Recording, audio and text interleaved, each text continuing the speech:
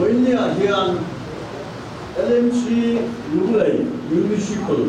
council thì dấu cắm cái cụ tên cái hình thành đó thì result sẽ đến như quý như đấu bài toàn dạ đó mà phá thì có thật chặt phá ảnh cũng bị ta cái gì như vậy lắm cái gì cái gì ruling cái gì có ruling party anh gì đó tập trung đến thành tổ cán bộ tập quý cán bộ chính quan với nhiều cán bộ đến thì nhiều lúc mà nghiên và kia lại cần râm ta thì yên thế cán nằm party nông national front party sáng phải cho tôi sống được cả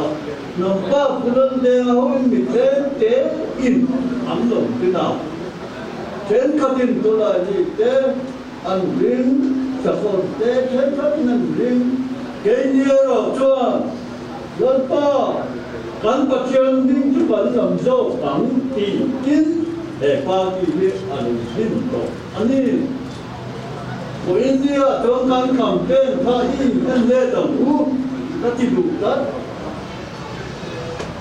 in lên tổng u các yang tất cả các quý cố phán định vậy để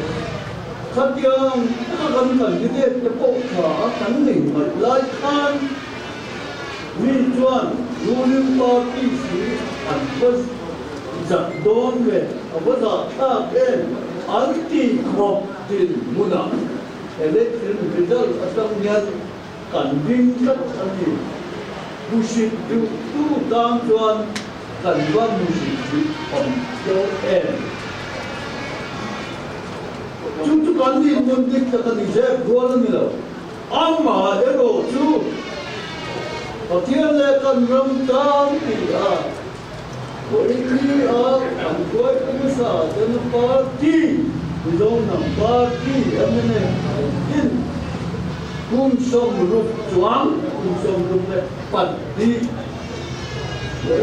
mình có xem tu làm tập thiam nhá bộ khi các chuyện tin đón cho này thì lúc này tin thần đi cái mà đi relationship tu ngay tu mình biết nào thì có mà ngu chú cho này chúng là mình nên rồi này tu mà đã thì anh đến một cái gì phần cao sẽ được thật thế lúc này mình quên là anh phải cái gì thọ quý ta số mà cái gì này anh đi sợ sắm tu ta đều bảo nên tôi cho nó như mấy lúc này em như mấy lúc này em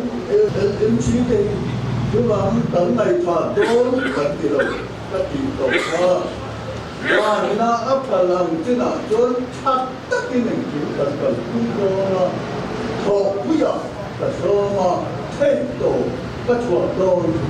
nói là tôi đi từ các độ quan anh đi du đấu hình cao để rồi sẽ chú bị quỷ tan, đi cái gì?